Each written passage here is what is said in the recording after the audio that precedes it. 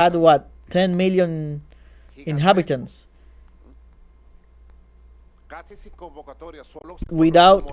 Without any advertising. And that speech is always current. It was like a prophet in the best tradition of Christian prophets. And truly, he pointed the path that he was going to live, but above all, after that hug between Fidel and Chavez, he was able to experience what was his prophecy of January 23rd, 1959. So we are the daughters and sons of the revolutionary prophets of Latin America and the Caribbean, and their prophecies and dreams are our dreams. And we are the ones that have lived the dreams that we had, and we're going to continue living the dreams of many generations. Now, as in Cuba came the generation of the 100th anniversary that changed history of Latin America, now is the generation of the 100th anniversary, not only in Cuba, but also all Latin America and Caribbean, the generation of the 100th anniversary of Fidel's birth. So,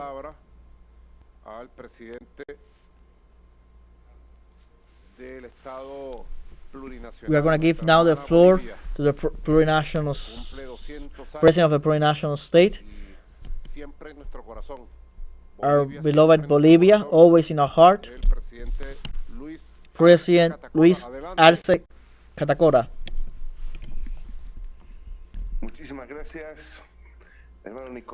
Thank you very much, Brother Nicolas. A strong greeting and hug to all our brothers and sisters, heads of states and government, foreign ministers, executive secretary of ALBA,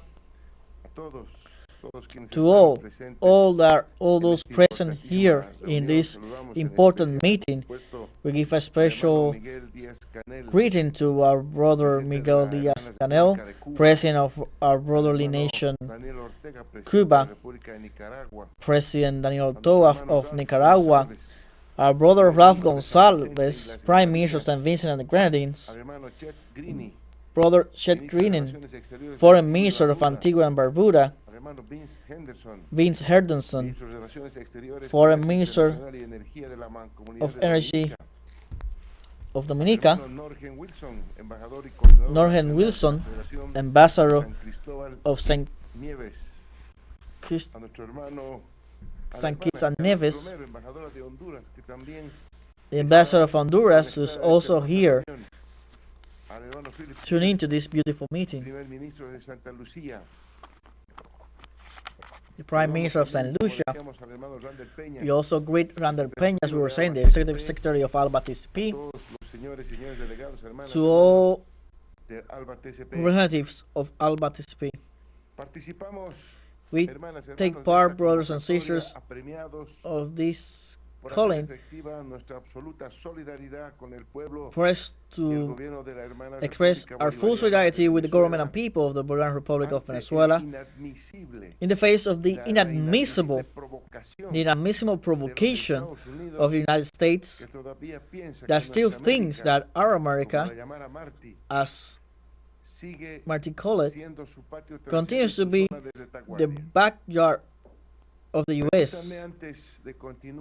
Allow me to say, before I continue with the main issues that convene us, that last Sunday our people went to the polls in a transparent election that expresses the democratic conviction that characterizes and strengthens our institutionality as Bolivians. We did not achieve the results that we wanted, but I have the trust and certainty that we will know to learn from the lessons given by this electoral day and the mistakes committed to once again return with the protagonist participation of the people. August is a historic month For Bolivia, we celebrated with pride our 200th anniversary, occasion on which we received the fraternal recognition of our brothers and sisters of the great family of ALBA-TCP and the visit Sucre of the Executive Secretary Rander Peña, to whom we also welcome and express our gratitude for their accompanying, and also the sister Republic of Honduras. We ended this month with an electoral process that reaffirms our political maturity and our commitment to democracy. Both milestones, the 200th anniversary and the peaceful electoral day, are proof that amidst complex challenges, our people continue to build sovereignty, dignity, and hope.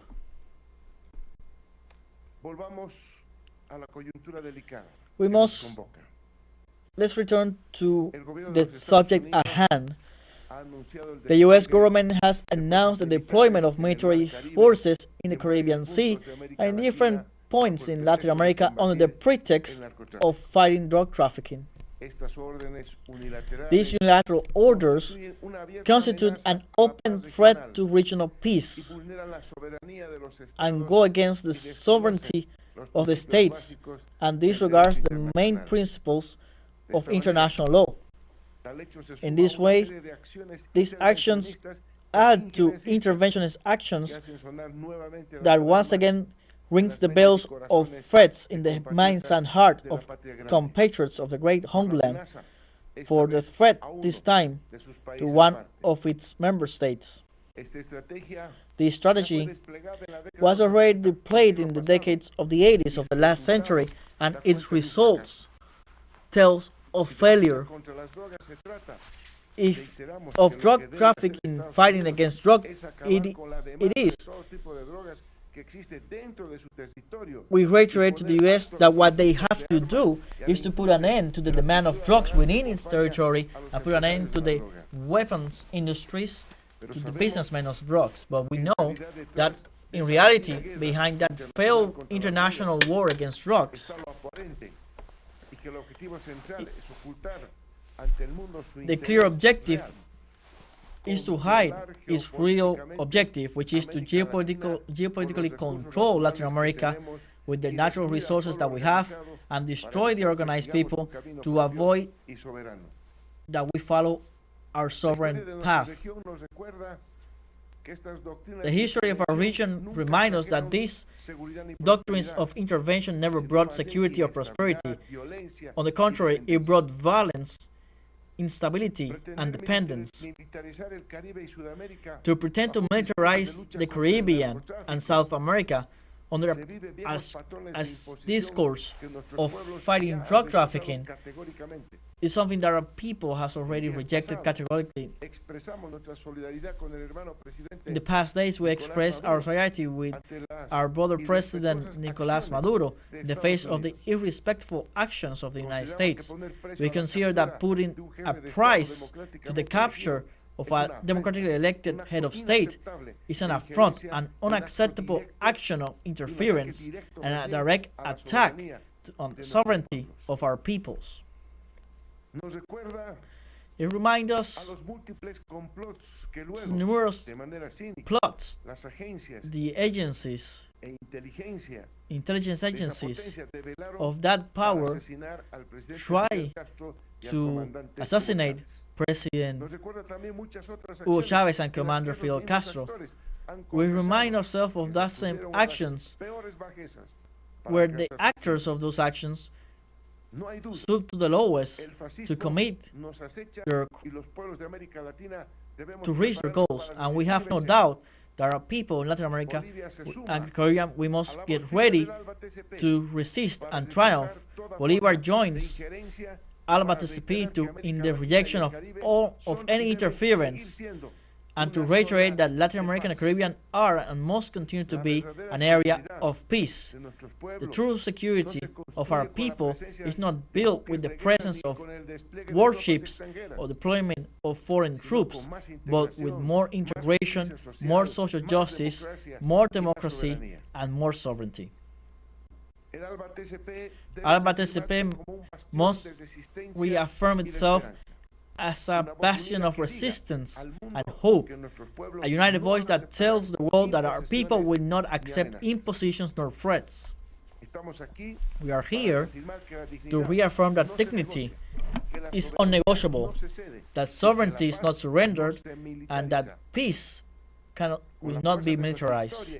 With the strength of our history and with the hope of our future, Bolivia joins this extraordinary summit to build together a dignified statement to defend our territory as a bastion of peace, democracy, and freedom. I want therefore welcome the opportunity to be able to address all of you, to be able to express this feeling of our national government and the Bolivian people that joins the solidarity with the people of the sister Republic of Venezuela. Thank you very much. Thank you, Mr. President. Bolivia and Venezuela, from the death of our people, have always been united at heart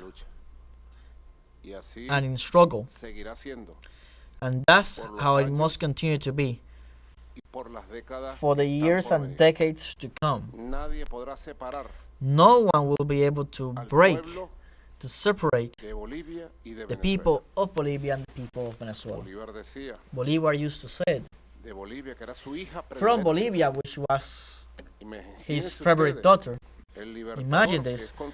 Liberator, which is considered the father of Venezuela, of the great Colombia first, and then of Venezuela, father of what is today Colombia, the founder of Colombia, of Panama, of Ecuador, of Peru, and of freedom of Latin America. He always said that